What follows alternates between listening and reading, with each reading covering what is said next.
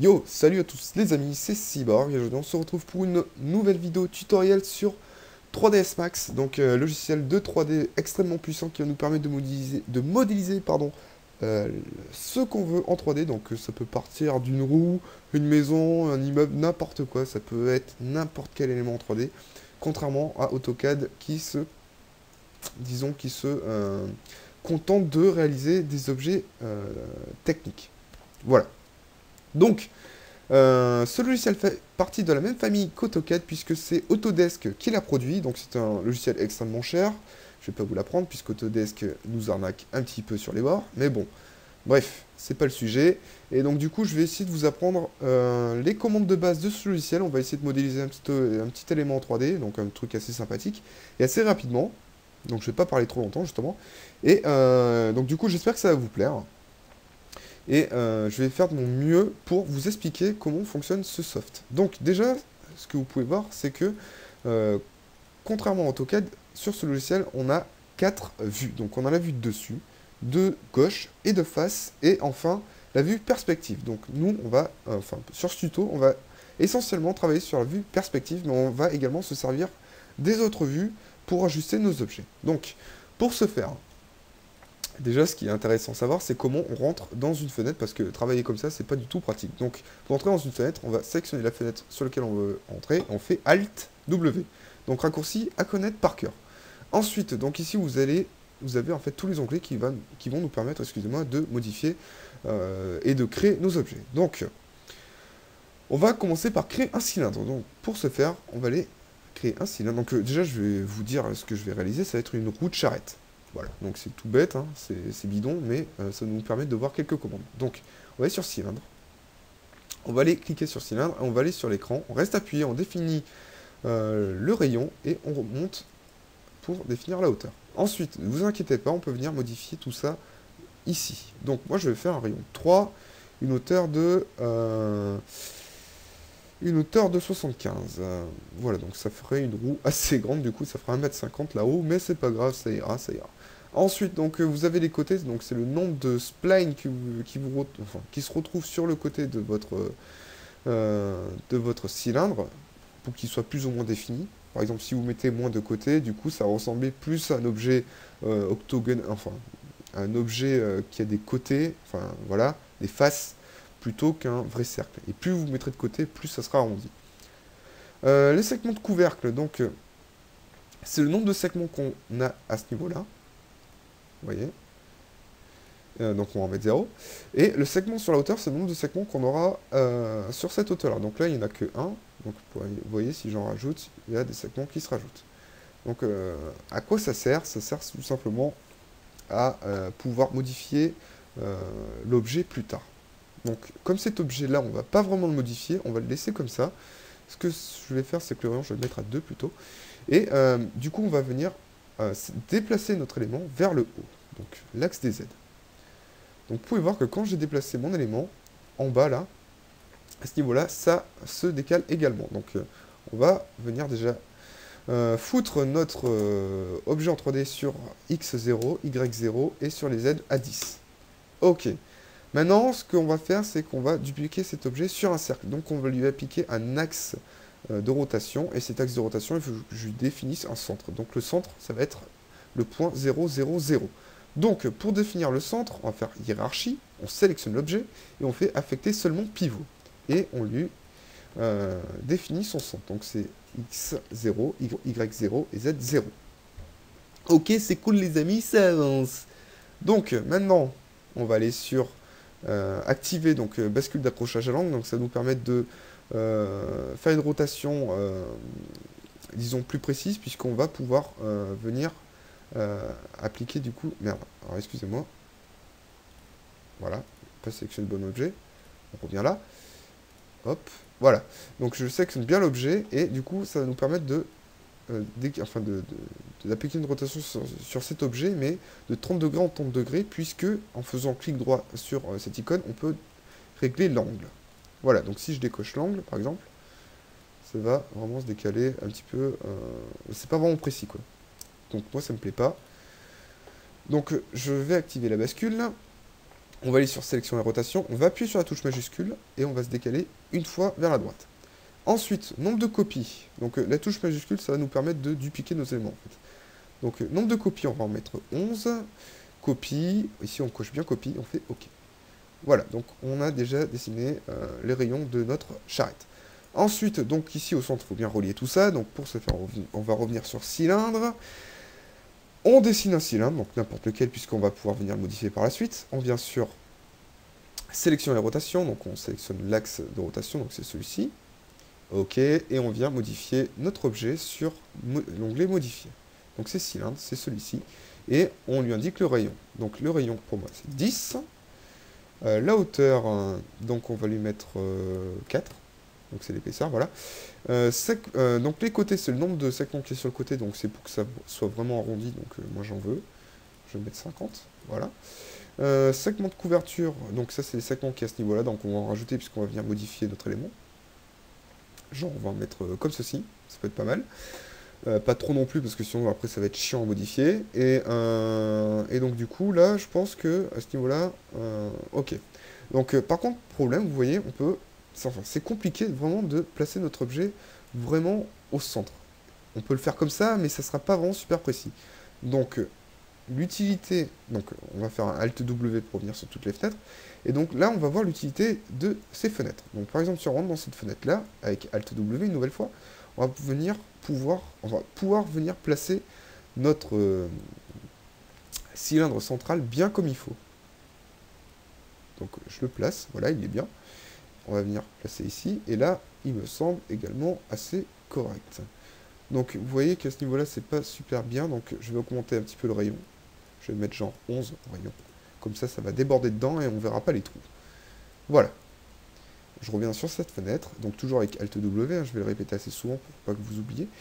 Et je vais un petit peu modifier ce centre et tout pour lui donner une espèce de forme. Donc, pour ce faire, on va déjà venir appliquer... Déjà, pour modifier cette forme, il va falloir faire un clic droit sur le cylindre et on va le passer en poly éditable. Ce qui va venir nous permettre de sélectionner les éléments un par un. Donc une fois qu'on a fait polyéditable ici, on a des nouvelles commandes qui apparaissent qui nous permettent soit de sélectionner les arêtes, les points, les sommets, pardon, les arêtes, ensuite donc c'est les bordures, les faces et pour finir l'élément entier. Voilà, donc moi je vais sélectionner des arêtes. Donc je vais sélectionner cette arête. Je vais appuyer sur la touche majuscule pour sélectionner l'ensemble de ces arêtes qui se situent en fait sur ce cercle. Voilà. Et je vais venir appliquer un connecter. Et on ne va pas cliquer sur connecter directement, on va cliquer sur la petite boîte de dialogue à côté qui va nous permettre en fait d'appliquer les valeurs que l'on souhaite vraiment appliquer. Donc moi je souhaite appliquer 2 splines. Alors pourquoi 2? Limite une ça pourrait être cool, donc une. Et on pourrait la laisser au milieu, ça pourrait être bien. Donc n'hésitez pas, on peut vraiment la placer où on veut. Hein. Voilà. Donc moi je vais la laisser au milieu puisque bon, je pense que c'est bon, ça suffit. Je pense que ça devrait suffire, ouais. Ouais. Donc on va laisser ça comme ça et on fait valider ici. Ensuite, donc, maintenant ce qu'on va faire, c'est qu'on va placer tout ça, on va l'extruder vers le centre. Donc pour l'extruder, on va déjà venir sélectionner nos faces. Donc on va aller cliquer sur polygone. On sélectionne les faces. Donc pour sélectionner les faces, plusieurs faces, on appuie sur la touche CTRL. Voilà. Donc moi je vais sélectionner ces 3 faces qu'on va extruder vers l'intérieur. Et si je veux sélectionner du coup les faces, enfin toutes les faces sur un cercle, c'est touche majuscule. Alors pourquoi, je n'ai pas encore trouvé le pourquoi, mais si je sélectionne... ah oui, je peux vous expliquer pourquoi, c'est parce que si j'appuie sur la touche majuscule, par exemple sur un truc, sur cette face-là, comme il y a ça là qui touche, il va comprendre que ce que l'on veut sélectionner, c'est sur cette longueur-là. Donc ça ne va pas, moi, donc par exemple, je vais sélectionner ici, ça va sélectionner mon cercle, et le reste, il va falloir que je le sélectionne du coup manuellement, avec la touche CTRL, enfoncé. Donc je fais tout le tour, je sais c'est pas pratique, si jamais je trouve une autre solution, vous inquiétez pas. Sur les prochains tutoriels qui suivront, je vous expliquerai comment faire. Voilà. Donc, en attendant, je sais que le tutoriel va pas être parfait puisque je suis également en train d'apprendre le logiciel en même temps que vous. Donc forcément, je suis forcément plus avancé que vous puisque pour faire le tutoriel, il faut vraiment que j'ai des bases Enfin, il faut que nécessairement j'ai des bases. Mais néanmoins, je ne suis loin d'être un pro. Donc, une fois que j'ai sélectionné, pardon, alors j'arrive vraiment plus à parler, ça me fait vraiment chier, hein, pourtant il est que 10h30, j'ai pas bu, je suis totalement sobre et j'arrive à bégayer. Donc c'est un petit peu chiant, j'en suis désolé. Donc une fois que j'ai sélectionné pardon, mes faces, on va aller sur la commande extruder, donc on clique sur la boîte de dialogue ici, et on va extruder vers l'intérieur, donc on met une valeur négative, et on va mettre par exemple moins 0, virgule, donc c'est bien virgule et pas point, 75. Voilà. Ok, c'est cool, et on valide. Donc, moi, j'aime pas trop ce truc-là, c'est vraiment trop raide pour moi. Donc, ce que je vais faire, c'est appliquer un chanfrein pour appliquer une espèce d'arrondi. Donc, on va cliquer sur arrête, on va sélectionner l'arrête, sur lequel on veut arrondir notre angle, donc celle-ci, et on va aller appliquer une boucle. Donc, la boucle, ça va sélectionner l'ensemble des splines qui se situent au même niveau que celle que j'ai sélectionnée. Donc, je ne sais pas si c'est très très bien expliqué, j'ai fait de mon mieux. Donc, une fois que c'est sélectionné, on va aller cliquer sur chanfrein, donc toujours sur la boîte de dialogue, et on va aller modifier nos valeurs. Donc, pour modifier les valeurs, ici, donc c'est le nombre d'arêtes qu'on souhaite mettre pour que notre angle soit plus ou moins dessiné. Donc, je vais faire quelque chose comme ceci. Donc, ça, on va mettre 0,5 par exemple. Non, 0,5, même moi je me plante. Voilà, donc une fois qu'on a fait notre cercle, c'est cool. Donc, c'est un petit peu plus joli. Là, on valide. Voilà. Et je vais appliquer le même truc ici. Donc, pour ce faire, on sélectionne une boucle, enfin une spline, on appuie sur boucle, et je viens de l'autre côté, et je vais faire pareil ici. Donc, j'appuie sur la touche CTRL, et je fais boucle. Voilà. Ensuite, donc du coup, je reviens sur chanfrein, j'appuie ici, paramètres, et ce qui est bien avec ce logiciel, c'est que il les garde en mémoire. Enfin, si j'appliquais un chanfrein auparavant, il va garder les valeurs en mémoire que j'ai mis avant. Du coup, ça va nous permettre en fait de faire exactement les mêmes modifications sans avoir à remettre les valeurs. Voilà, donc je viens de modifier le contour de mes hauts. Ensuite, donc je veux un chanfrein à ce niveau-là. Donc je sélectionne mon arête et je fais boucle. Je refais une nouvelle fois chanfrein. Voilà, comme ceci, ça peut être cool. Ok, c'est cool. Ok. Maintenant, ce que je vais faire, c'est que tout ça, je vais l'extruder un peu. Donc pour extruder tout ça, je vais revenir sur la sélection de face. Et je sélectionne du coup l'ensemble de mes faces. Donc, CTRL, hein, bien évidemment. Alors, non, ça je vais désélectionner, pardon. Donc c'est la touche Alt pour désélectionner un objet. Et je vais sélectionner tout ça. Donc avec la touche majuscule. Là. Voilà. Tout ça, je vais l'extruder. Donc on va aller sur extrusion, clique sur la boîte de dialogue, et on extrude de, pourquoi pas, quelque chose comme ça. Allez, on va mettre 4 d'extrusion. Ok, et on valide. Voilà, donc là je vais vous expliquer en fait le but de... enfin, pourquoi il faut rajouter en fait des espèces de lignes entre comment dire, alors c'est très compliqué à expliquer parce qu'il n'y a pas vraiment de mots dans la langue française qui me permettent d'expliquer ça. Donc ce que je vais faire, c'est que je vais vous montrer, vous allez tout de suite comprendre. Donc par exemple, si je veux appliquer un chanfrein sur cette ligne-là, donc je sélectionne ma ligne, je vais faire boucle, et je vais faire un chanfrein.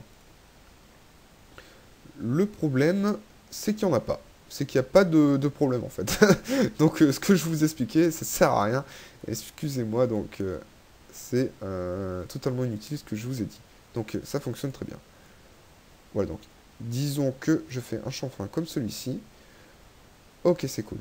Donc comme je vous l'ai dit, je suis également assez débutant, donc je vous prie de m'excuser pour mes erreurs.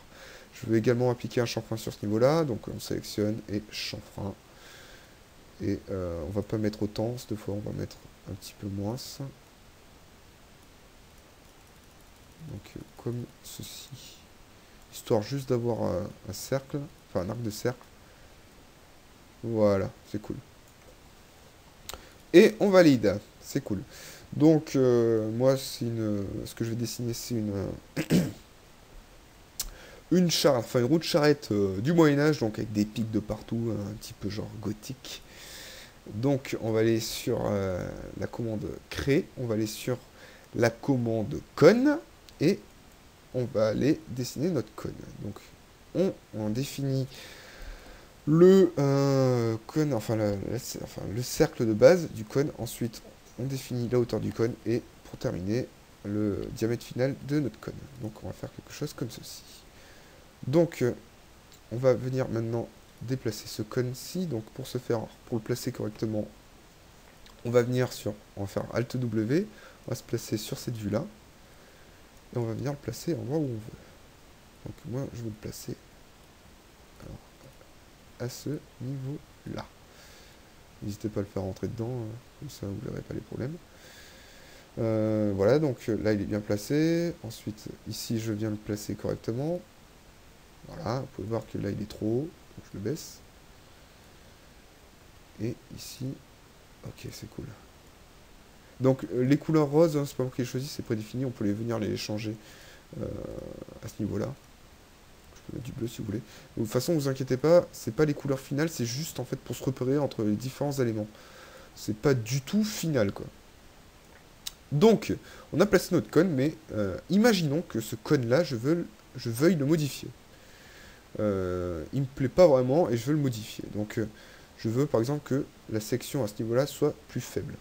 Pour ce faire, je vais venir sélectionner, on va faire déjà un clic droit sur notre cône, donc pour venir modifier, donc polyéditable. On va aller sur la commande arrête, on sélectionne l'arrête, on fait boucle, et on va venir sur la commande, du coup, la commande scale. Donc scale qui est passé où? Très bonne question. Donc la commande scale qui est la commande échelle en fait, qui devrait se situer à ce niveau-là. Voilà, allié. Alors, ok, c'est cette icône-là. Pardon, vraiment bizarre. Et du coup, je peux venir modifier la taille de... l'échelle de mon cercle. Donc, je vais mettre quelque chose comme ceci. Deuxième message, pardon, excusez-moi. Je suis désolé. Donc, une fois que j'ai modifié mon espèce de pic, là, que j'ai fait un petit peu ce que je voulais avec. Donc, je vais mettre quelque chose comme ceci. Ok. Maintenant, ce qui m'intéresse, c'est de venir modifier la taille. Donc, je reviens sur sélection, là, déplacement. Je vais enlever le mode perspective pour pouvoir zoomer plus correctement. Donc, on va aller sur orthographique. Du coup, je vais pouvoir venir zoomer un petit peu mieux. Donc, je sélectionne. On va aller sélectionner boucle et on va tout simplement venir monter. Alors, pardon, c'est pas que ça qu'il faut que je sélectionne, c'est carrément tout l'objet. Donc, contrôle, ça, CTRL Z, pardon, je me suis planté, ça, et on fait boucle. Ok, et je monte tout ça. Alors, on va même faire autrement puisque forcément ça marche pas. Donc on va aller venir sur quelque chose comme ceci. Donc c'est la sélection point, et on va simplement sélectionner tous nos points. Voilà, et maintenant on va pouvoir compter tout ça vers le haut pour faire vraiment une pointe. Ok, c'est cool. Moi, ça me convient. Une fois qu'on a fait ça, donc du coup, on vient sélectionner l'élément. Donc celui-ci, là. On sélectionne l'élément et je vais venir le décaler un petit peu plus comme ça. Nickel. Et maintenant, ce qui pourrait être sympa, c'est qu'on décale cet élément, du coup, sur tout le tour. Pour ce faire, du coup, on va venir sélectionner l'élément. Et comme tout à l'heure, on va venir définir l'axe de rotation. Donc on va aller sur hiérarchie, on va faire affecter seulement pivot. Et on va faire, sur l'axe des Z, on va faire 0. Ok. Là, on revient sélectionner notre élément. Donc, on clique ici, sélectionne l'élément. On clique sur rotation. On veille bien à ce que la bascule d'accrochage de l'angle soit activée. Et on appuie sur la touche majuscule. On décale une fois. On fait une copie. On fait 11. Et OK. Donc, je vais peut-être un peu trop vite pour vous. N'hésitez pas à revenir en arrière pour écouter bien ce que je dis. Parce que c'est peut-être un petit peu trop rapide, donc je suis vraiment désolé. Je fais du mieux que je peux. Ensuite, donc là, il faut bien que le timon, enfin je sais pas si ça s'appelle comme ça, la barre qui va rejoindre les deux roues, donc je crois que ça s'appelle un timon, si je me plante pas. Donc il faut bien que ça se rejoigne. Donc pour que ça se rejoigne, il faut qu'il y ait un trou. Donc pour ce faire, on va aller sélectionner notre objet. Donc c'est ça. Donc on sélectionne l'objet. On va aller sur modifier et on va venir sélectionner les polygones que l'on veut supprimer. Donc c'est ces polygones là. Donc on va faire CTRL. Alors on enlève la rotation. Hein. Tac. Et on fait majuscule là. Pardon. Majuscule. Et là on fait touche supprimer. Donc pas touche retour mais touche supprimer. Hein. Voilà, donc ça supprime. Voilà, ensuite je sélectionne ça, je fais majuscule. Majuscule. Ah, j'arrive pas à le faire. Ah, fait chier. Apparemment, on ne peut pas faire majuscule ici, donc c'est pas grave. En gros, je vais devoir les sélectionner un par un, c'est assez chiant. C'est pas grave si ça se décale, puisque dans tous les cas, ça va être supprimé. Donc, on sélectionne l'élément central, là. Tac, tac, tac. Allez, allez, allez. Ok, on supprime. Et bien évidemment, il va falloir également que je supprime celui-là. Donc, CTRL, pardon. Et ça, on supprime. Donc, touche supprime. Alors, peut-être que je vais feinter. On va faire quelque chose comme ça. Ah, je ne peux pas le faire au centre. Ok, d'accord. Donc, on sélectionne ça, on supprime. Et je sélectionne ça. Alors, on peut faire directement plus rapide. On sélectionne tout. Hein. Voilà. Je sais pas pourquoi je me suis fait chier tout à l'heure pour rien. Et maintenant, ce qui va être sympathique, c'est qu'on va devoir rejoindre ces deux bouts-là. Donc, pour rejoindre ça, on va utiliser la commande pont. Si je me trompe pas, c'est bien la commande pont. Donc, excusez-moi si j'arrive vraiment pas à le faire. Je suis désolé, vous inquiétez pas. Si je me trompe, je le reprendrai dans un prochain tutoriel. Donc, je pense que c'est la commande pont. Donc, on sélectionne l'arête. On va faire boucle. Ensuite, on appuie sur CTRL, on sélectionne l'autre arête. On fait boucle. Et on vient cliquer sur pont. Voilà. Et donc, du coup, ça joint nos deux splines. Voilà. Donc, c'est cool, c'est parfait. Je pensais pas y arriver du premier coup. Voilà. Donc, c'est cool, j'y suis arrivé.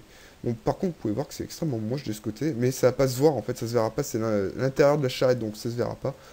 On peut peut-être modifier cet endroit-là. On va faire une petite boucle, et on va faire un chanfrein de, par exemple, comme ceci. Voilà, c'est cool. Donc, maintenant, ce qu'il nous reste à faire, c'est l'extérieur. Donc, pour ce faire, on va revenir sur cette icône-là. Donc là, vous pouvez voir, il y a une grille assez désagréable au fond. On peut la désactiver en appuyant sur la touche G. Voilà. Donc, on va aller sur la commande. Donc, c'est tube, me semble-t-il. Voilà. Et on dessine un tube n'importe comment. Comme ceci. On va sur la commande rotation. On lui indique une rotation, donc comme ceci. On va lui indiquer le centre. Donc, le centre, c'est Y0. X0. Nickel. Et on va augmenter, enfin, on va modifier sa taille. Donc, pour ça, on va aller cliquer sur modifier. Rayon, on va mettre, du coup, c'est 150, puisque j'ai fait des... Même plus que 150. Ah ouais, ça va être plus que ça. Donc, ça va être genre, limite, 2 mètres, quoi. Non, peut-être pas quand même. 170. Beaucoup trop grand. Oui, j'ai fait de la merde. Pardon. Ça indique le rayon, ça ne dit pas le diamètre, pardon. Donc c'est bien 75 aussi. Donc je vais faire quelque chose d'un peu plus grand, genre on va mettre, disons, allez, 90. Ok, même 95. Ok, et on va faire un rayon interne de 90. Non, c'est trop petit. On va mettre 85. Ça peut être cool. Voilà. Voilà, donc vous pouvez voir que là, il n'est pas placé correctement. Donc là, vous pouvez voir qu'on a une roue. Je pense que le mec qui va prendre la charrette, il risque d'être malade assez rapidement vu la gueule de la roue. Donc on va augmenter le nombre de côtés pour qu'elle soit un petit peu plus ronde. Voilà. Et on veut augmenter du coup l'épaisseur également. Donc pour bien voir l'épaisseur qu'on veut, on va passer sur cette fenêtre-là. Toujours avec Alt W, donc on se place correctement. Et on va augmenter la hauteur. Donc on va mettre une roue assez large. Comme ceci. C'est cool là. Ok. Donc Alt W, je repasse ici, et voici ce qu'on obtient. C'est plutôt pas mal, hein? Qu'est-ce que vous en pensez? Donc maintenant, je veux arrondir un petit peu cette roue là, sur les côtés, c'est pas super beau. Donc on va faire clic droit, on va faire polyditable. On sélectionne l'arête. On va faire boucle. Boucle. On sélectionne cette arête avec contrôle. Boucle une nouvelle fois. On va de l'autre côté. On sélectionne l'arête avec contrôle. Boucle. Et on sélectionne l'arête. Cette arête avec contrôle. Et on fait boucle. Donc on a les 4 boucles, enfin les 4 arêtes extérieures sélectionnées. Et on fait chanfrein. On augmente un petit peu la taille et on va augmenter le nombre de splines pour bien faire un arrondi. Donc là je vais mettre 1. Voilà, c'est cool. Ok. Voilà, on modifie. On accepte et on a modifié. Donc c'est bon pour ça. Maintenant, dernière petite chose totalement inutile, mais pour question d'esthétique, on pourrait mettre des espèces de pics à ce niveau-là. Donc pour ce faire, on va venir ici, on va faire pourquoi une pyramide. Voilà. Une pyramide comme celle-ci. Et on va venir tout simplement modifier notre valeur. Donc avant de modifier la valeur, on va venir déjà appliquer une rotation. Tac. Comme ceci. On va faire Alt W pour le placer au bon endroit. Donc, ok. On le place ici. Je vais zoomer un peu mieux pour être mieux placé. Donc, sur la roue, donc c'est bien ici. Donc, je vais bien le rentrer un petit peu à l'intérieur de la roue comme ça. Il risque pas d'avoir de bug. Ça, je le monte. À ce niveau-là. Comme ça, je suis bien placé sur la roue. Donc, sur la perspective. Enfin, à ce niveau-là, on peut voir également où ça se place. Ok, c'est cool là. Donc, vous pouvez voir à ce niveau-là que... Donc là, ça rentre bien, c'est cool. Et là, on va se mettre à 0. Ok. Donc, on va venir modifier la taille de cette pyramide. On va faire quelque chose d'assez large. On va faire 4. Pardon. Par 4. Pour une hauteur de, allez, disons 10. Je suis un fou. Voilà, 10. Et on va revenir sur cette vue. Ensuite, donc on va faire appliquer une rotation partout. Donc une nouvelle fois, on va venir sur hiérarchie. On va faire affecter selon pivot. Et on va mettre Z, on va mettre 0. Ça, on va le laisser. C'est parfait. On sélectionne l'objet. On vient sur rotation. On sélectionne l'axe de rotation. On appuie sur majuscule. On décale une fois et on fait 11. Ok. Et ok. Nickel, donc vous pouvez voir que notre roue vient d'être modélisée, donc elle n'est pas finie, hein, je ne vais pas vous dire le contraire. Mais néanmoins, déjà, elle est déjà plutôt bien avancée. Donc, ce que je vais faire, c'est que le tuto va se terminer maintenant. Je vais pas me parler encore de texture et tout, parce que bon, c'est assez tôt. Les textures, du coup, seront expliquées un petit peu plus tard. Voilà. Donc vous pouvez voir juste avant de partir que là j'ai un petit souci, vous voyez, je veux tourner autour de la roue, mais là je tourne pas comme il faut. Mais tout simplement parce que mon point de rotation n'est pas au bon endroit. Donc pour tourner vraiment au bon endroit, il faut vraiment sélectionner un point où j'ai appliqué en fait le pivot. Et donc là, comme il est au centre, je peux tourner vraiment autour. Ok, donc ce tuto se termine ici. Donc ce que je vais faire, c'est que je vais arrêter la vidéo, bien évidemment, je vais pas rester toute la nuit avec vous. Et on se retrouve du coup pour une prochaine vidéo tutoriel sur ce logiciel. Donc ce qu'on va faire, c'est qu'on va essayer de le modéliser, enfin modéliser pardon, cette charrette en entier. Et donc du coup, je vous retrouve un petit peu plus tard sur 3ds Max pour terminer cette petite modélisation. En attendant, je vous dis à plus tard. N'hésitez pas à vous abonner à ma chaîne en cliquant sur le petit bouton s'abonner qui est en dessous de la vidéo si vous avez aimé la vidéo. Et si vous voulez également suivre du coup les prochaines vidéos qui vont suivre sur ce logiciel. N'hésitez pas non plus du coup à laisser des commentaires si vous n'avez pas compris certains passages de la vidéo. Et n'hésitez pas non plus à liker la vidéo pour, disons, pour me récompenser. C'est ma petite récompense juste pour me dire que vous avez apprécié ce que je vous ai montré. Voilà, donc à plus tard, ciao et merci les amis.